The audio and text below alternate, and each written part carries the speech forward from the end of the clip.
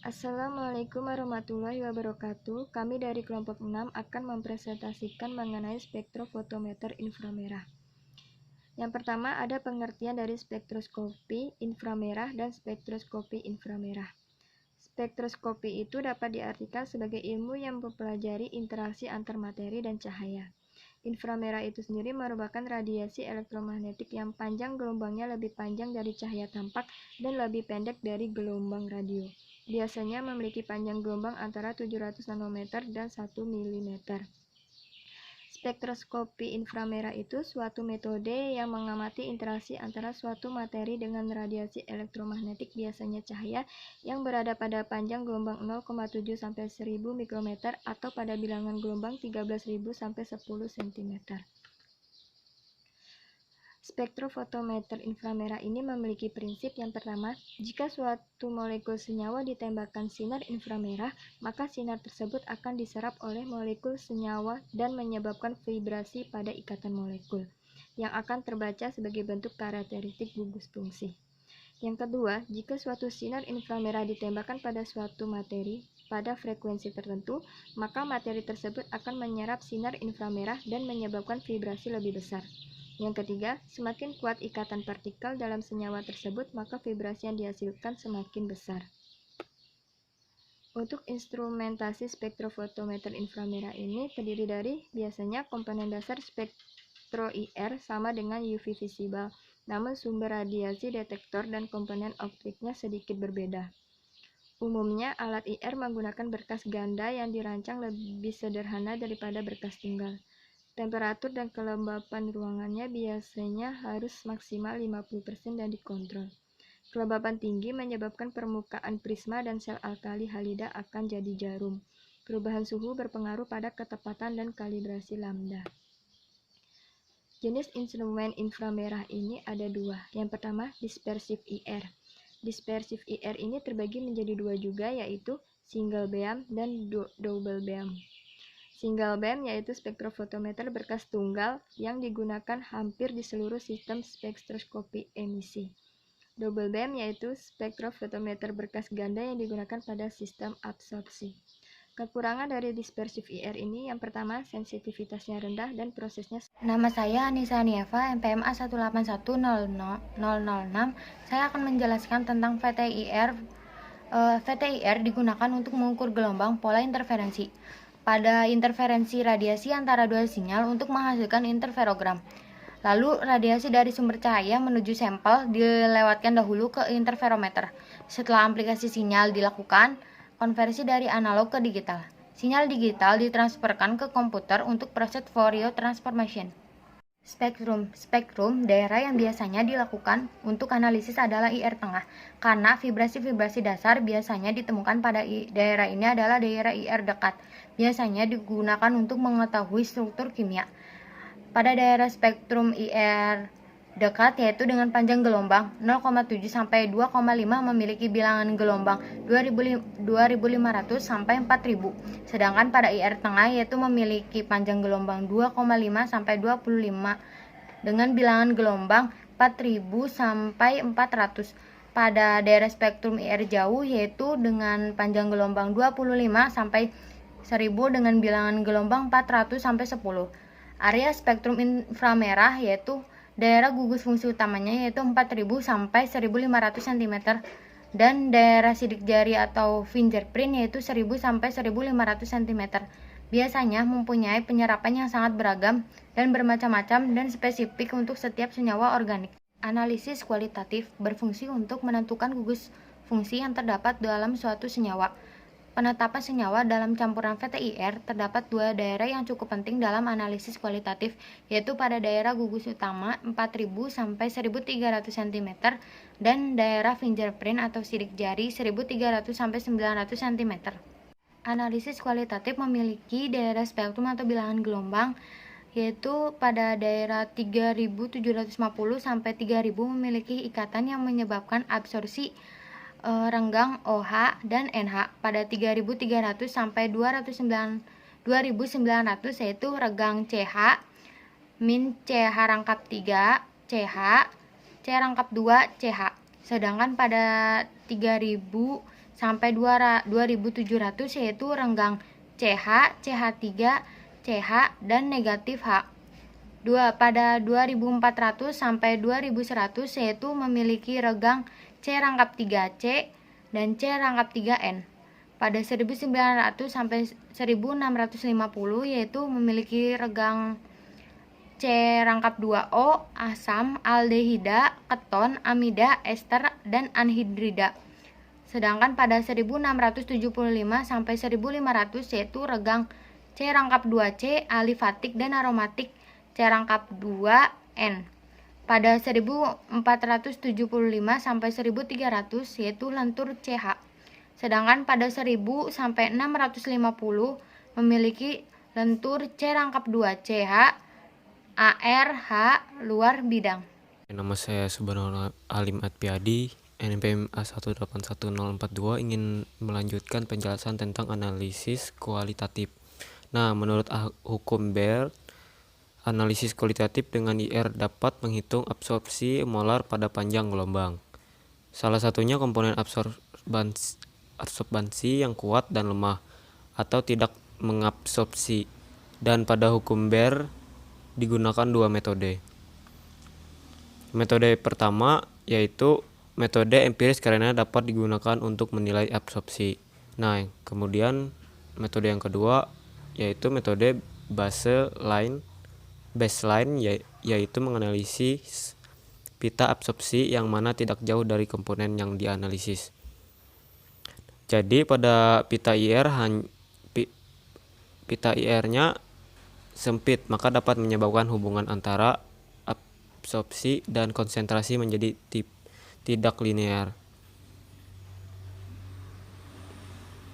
Nah, kemudian spektroskopi inframerah dapat juga digunakan untuk menganalisis campuran hidrokarbon aromatik atau C6C10 yang mengandung hilena dan orto, meta, para, dan etil, benzen, dan pelarut yang digunakan ialah sikloheksana. Kemudian selanjutnya preparasi sampel secara padat, nujol mul sampel digerus halus campur dengan nujol sampai terbentuk pasta. Beberapa ditempatkan di antara dua plat NaCl. Nah, kemudian pelet KBR sampel pada kurang lebih 1-2 mg ditambahkan bubuk KBR murni sekitar 200 mg. Aduk rata, tempatkan campuran dalam cetakan dan ditekan dengan menggunakan alat tekanan mekanik. Kemudian sampel atau pelet KBR yang terbentuk diambil dan dianalisis. Nah, kemudian preparasi sampel cair setelah sampel ditempatkan antara dua plat KBR atau NaCl untuk membuat film tipis. Cara gas untuk menghasilkan spektrum IR pada gas dibutuhkan sel silinder atau tabung gas. Nah, dengan jendela pada setiap akhir pada sebuah material yang tidak aktif inframerah seperti KBR, NaCl atau CaF2. Sel biasanya mempunyai inlet atau outlet dengan keran untuk mengaktifkan sel agar memudahkan pengisian gas yang akan dianalisis. Nah, kemudian bentuk-bentuk virapsi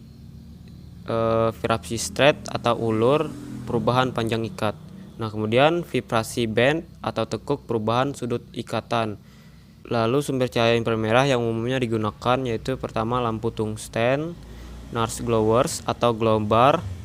Yang kedua Nispert spektrofotometer inframerah menggunakan monokromator yang berfungsi untuk menyeleksi panjang gelombang. Perkenalkan, nama saya Siti Sindana Nurrohmawati, MPMA 182028. Di sini saya akan melanjutkan slide selanjutnya yaitu mengenai fungsi spektrofotometri inframerah pada bidang farmasi ataupun bidang umum lainnya.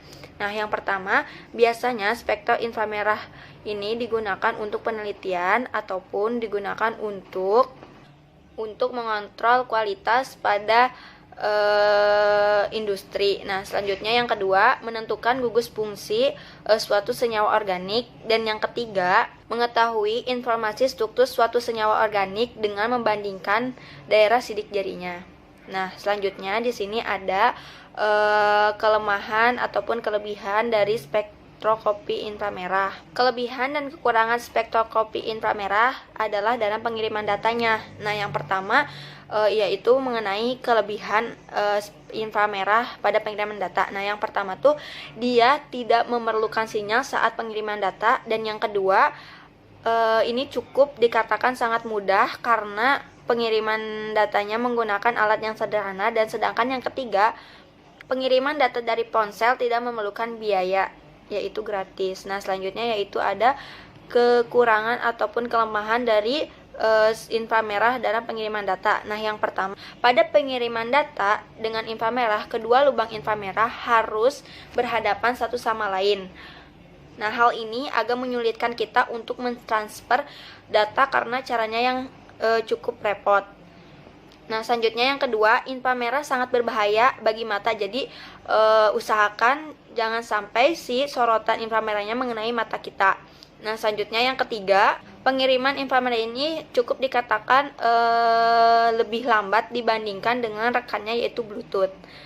Nah, di sini ada selanjutnya contoh hasil spektro inframerah. Di sini ada yang dari 3000 sampai 4000. Di sini menunjukkan OH. Nah, bisa dilihat selanjutnya itu ada pada tabel analisis. Bisa dilihat pada tabel analisis kualitatif di slide sebelumnya, yaitu di slide 12. Nah, lanjut di sini ada contoh analisisnya ya. Di sini pengujian analisis protein dapat dilakukan dengan teknik spektroskopi. Nah, teknik spektroskopi ini adalah metode yang digunakan spektrofotometer karena harus melakukan pemisahan protein dan makromolekul yang tidak diinginkan dalam analisis ini. Maka dipilihlah metode yang paling sederhana dalam pengujian protein. Salah satunya adalah spektrofotometer transfer infrared, yaitu FTIR, yang merupakan salah satu metode pengukuran untuk mendeteksi struktur molekul senyawa melalui identifikasi gugus fungsi penyusun senyawa. Pengujian dengan spektroskopi FTIR tidak memerlukan persiapan sampel yang rumit dan bisa digunakan dalam berbagai fase baik padat, cair maupun gas. Nah, metode spektroskopi yang digunakan adalah metode spektroskopi absorpsi, yaitu yang didasarkan atas perbedaan penyerapan radiasi inframerah oleh molekul suatu materi.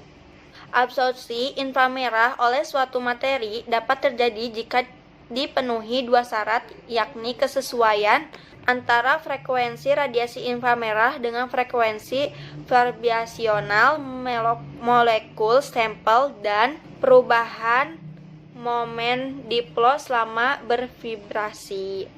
Nah, kesimpulan dari analisis ini, pengujian protein dapat dilakukan dengan teknik spektroskopi. Dalam penelitian ini dilakukan optimasi pengukuran spektrum vibrasi sampel protein menggunakan spektroskopi Fourier transform infrared metode transmisi FTIR dengan melakukan variasi komposisi pada pembuatan plate sampel KBR, variasi ketebalan dan waktu penekanan. Hasil pembacaan spektrum vibrasi sampel protein metode transmisi FTIR digunakan untuk menentukan puncak protein dan gugus fungsi senyawanya. Mungkin cukup sekian dari kami. Mohon maaf apabila banyak kesalahan. Wabillahi taufiq wal hidayah. Wassalamualaikum warahmatullahi wabarakatuh.